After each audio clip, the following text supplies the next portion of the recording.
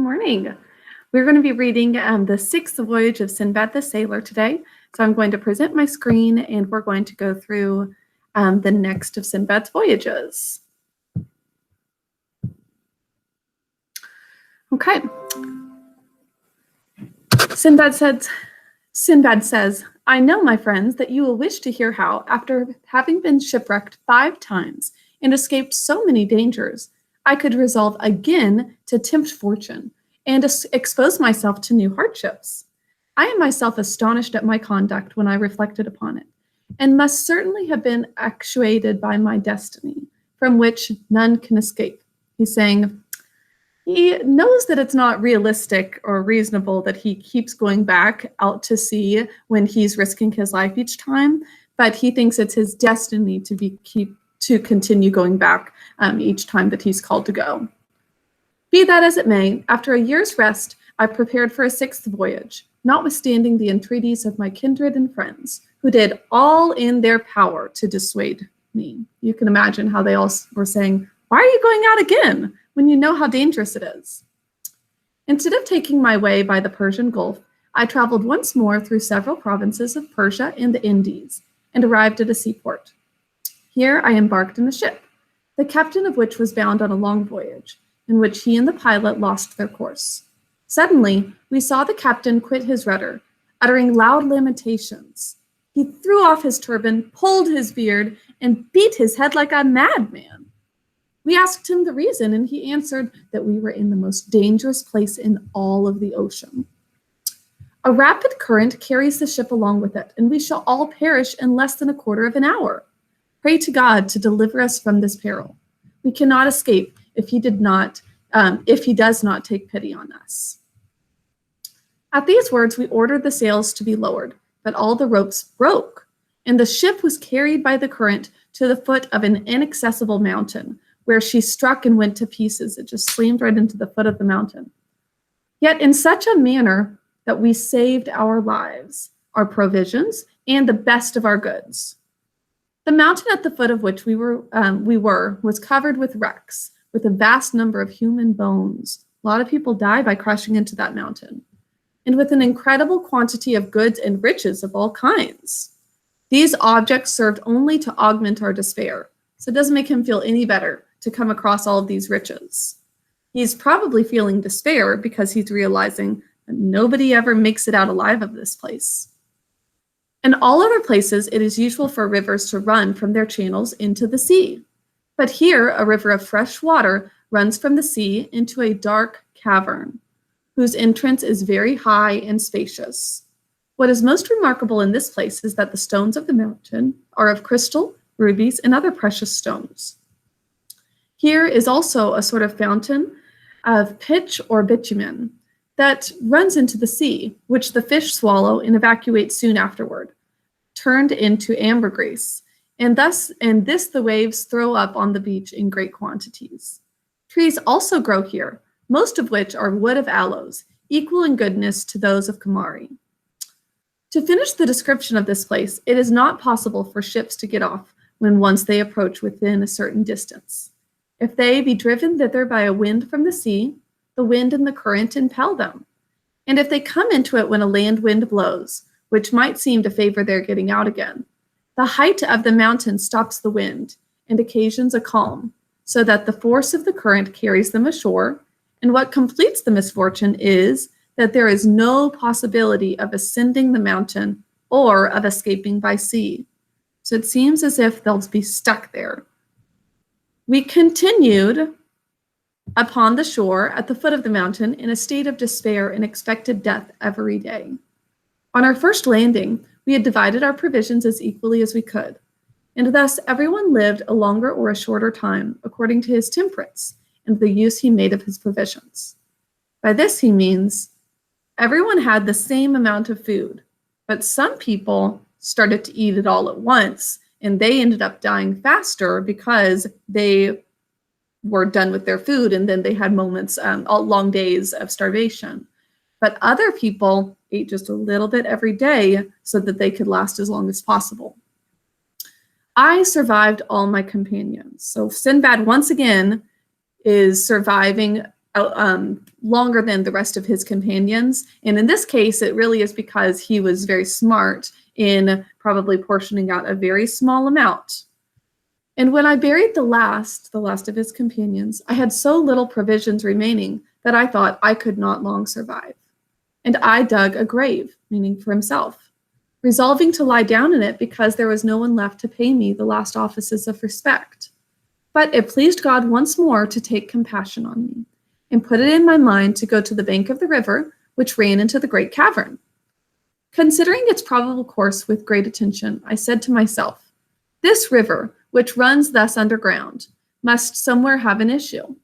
If I make a raft and leave myself to the current, it will convey me to some inhabited country, or I shall perish. If I be drowned, I lose nothing, but only change one kind of death for another. He's thinking, what's the point if he's going to drown anyway? I immediately went to work upon large pieces of timber and cables, for I had a choice of them from the wrecks, and tied them together so strongly that I soon made a very solid raft. When I had finished, I loaded it with some chests of rubies, emeralds, ambergris, rock crystal, and bales of rich stuffs. Having balanced my cargo exactly and fastened it well to the raft, I went on board with 2 oars that I had made, and leaving it to the course of the river, resigned myself to the will of God. So I was thinking, I'm going to die anyway, so I might as well chance it and see if there's any way that I can escape this. As soon as I entered the cavern, I lost all light, and the stream carried me I knew not whither. Thus I floated on in perfect darkness, and once found the arch so low that it nearly touched my head, which made me cautious afterward to avoid the like danger. All this while I ate nothing but was just necessary to support nature.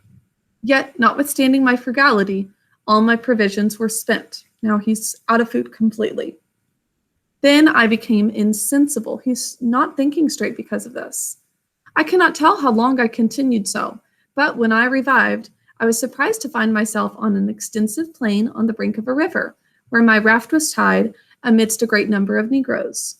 Now, again, this is a word that we saw before that is considered offensive now, but at the time, it was just used to describe what the people looked like who were living there on the island. Now, I got up as soon as I saw them and saluted them. Now, we know that the people who are natives to the islands can at times be helpful to him, and other times, excuse me, he's encountered cannibals, people who are trying to eat him. They spoke to me, but I did not understand their language. I was so transported with joy that I knew not whether I was asleep or awake, but being persuaded that I was not asleep, I recited the following words in Arabic aloud. Call upon the Almighty. He will help thee. Thou needest not perplex thyself about anything else. Shut thy eyes, and while thou art asleep, God will change thy bad fortune into good. So he's saying this in Arabic, his home tongue, his native language. Now, one of the Negroes who understood Arabic, hearing me speak thus, came toward me and said, Brother, be not surprised to see us. We are inhabitants of this country, and water our fields from this river, which comes out of the neighboring mountain. We saw your raft, and one of us swam into the river and brought it hither, where we fastened it, as you see, until you should awake. Pray tell us your history. Whence did you come? So it seems like they are going to be very helpful to him. I begged of them first to just give me something to eat. He's probably been starving for days. And then I would satisfy their curiosity. They gave me several sorts of food, and when I had satisfied my hunger, I related all that had befallen me, which they listened to with attentive surprise. As soon as I had finished, they told me, by the person who spoke Arabic and interpreted to them what I said, that I must go along with them and tell my story to their king himself, or myself. Sinbad being the one who will tell the story. It being too extraordinary to be related by any other than the person to whom the events had happened. They immediately sent for a horse, and having helped me to mount, some of them walked before to show the way, while the rest took my raft and cargo and followed. We marched till we came to the capital of Serendib, for it was on that island that I had landed. The Negroes presented me to their king. I approached his throne and saluted him as I used to do the king of the Indies. That is to say, I prostrated myself at his feet. He's bowing down. The prince ordered me to rise, received me with an obliging air, and made me sit down near him. I concealed nothing from the king, but related to him all that I have told you. At last my raft was brought in, and the bales opened in his presence. He admired the quantity of wood, of aloes and ambergris, but above all, the rubies and emeralds, for he had none in his treasury that equaled them. Observing that he looked on my jewels with pleasure, and viewed the most remarkable among them, one after another, I fell prostrate at his feet, and took the liberty to say to him, Sire, not only my person is at your majesty's service, but the cargo of the raft, and I would beg of you to dispose of it as your own.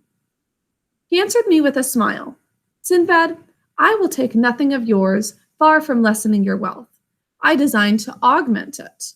Actually, add on to it, is what he's saying, and will not let you quit my dominions without marks of my liberality. He then charged one of his officers to take care of me, and ordered people to serve me at his own expense. The officer was very faithful in the execution of his commission, and caused all the goods to be carried to the lodgings provided for me. I went every day at a set hour to make my court to the king, and spent the rest of my time in viewing the city, and what was most worthy of notice. Now the capital of Serendib stands at the end of a fine valley, in the middle of the island, encompassed by high mountains. They are seen 3 days' sail off at sea. Rubies and several sorts of minerals abound. All kinds of rare plants and trees grow there, especially cedars and coconuts. There is also a pearl fishery in the mouth of its principal river, and in some of its valleys are found diamonds. I made, by way of devotion, a pilgrimage to the place where Adam was confined after his banishment from paradise, and had the curiosity to go to the top of the mountain. So this is in the Bible, the story of Adam and Eve in the Garden of Eden. That's what they're referring to, is the place that he's going to. When I returned to the city, I prayed the king to allow me to return to my own country, and he granted me permission in the most obliging and honorable manner. He would force a rich present upon me, and at the same time, he charged me with a letter for the commander of the faithful, our sovereign, king, saying to me, I pray you give this present from me and this letter to the Caliph Harun al-Rashid, and assure him of my friendship. The letter from the king of Serendib was written on the skin of a certain animal of great value, very scarce, and of a yellowish color. The characters of his letter were of Ashur, and the contents as follows. The king of the Indies, before whom march 100 elephants, who lives in a palace that shines with 100,000 rubies, and who has in his treasury 20,000 crowns enriched with diamonds, to Caliph Harun al-Rashid. Though the present we send you be inconsiderable, receive it, however, as a brother and a friend, in consideration of the hearty friendship which we bear for you, and of which we are willing to give you proof. We desire the same part in your friendship, considering what we believe it to be, that we believe it to be our merit, as we are both kings. We send you this letter as from one brother to another. Farewell. Now the present consisted of one single ruby made into a cup, about half a foot high, an inch thick, and filled with round pearls of half an each.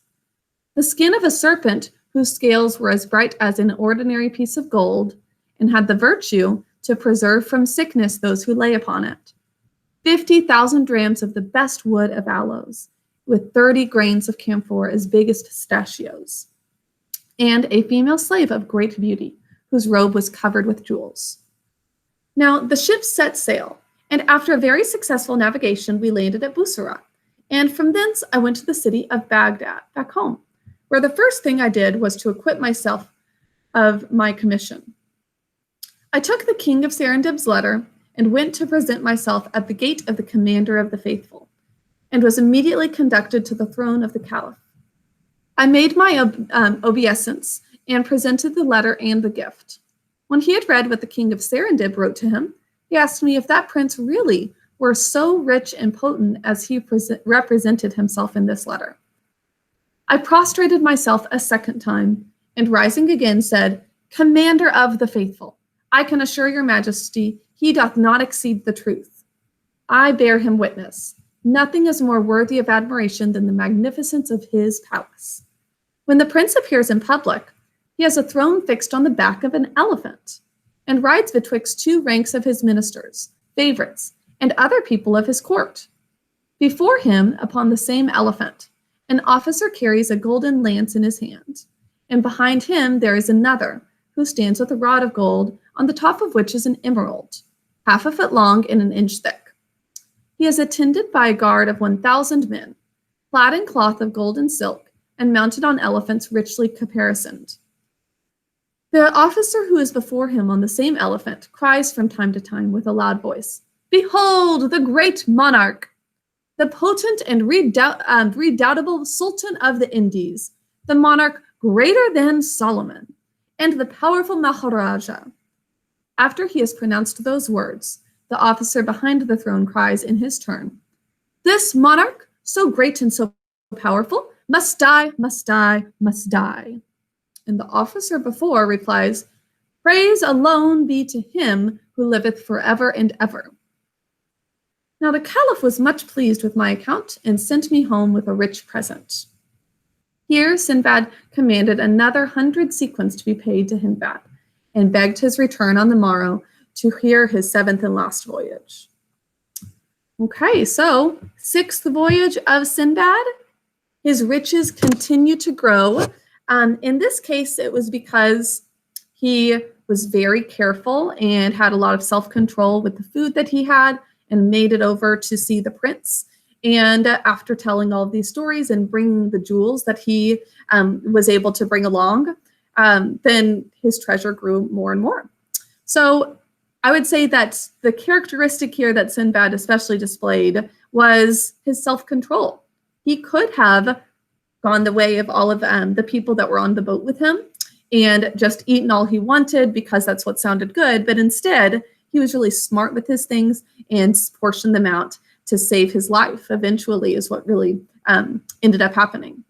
So that is the end of voyage 6. The last voyage is voyage 7, which you'll read tomorrow. Have a wonderful day. Bye.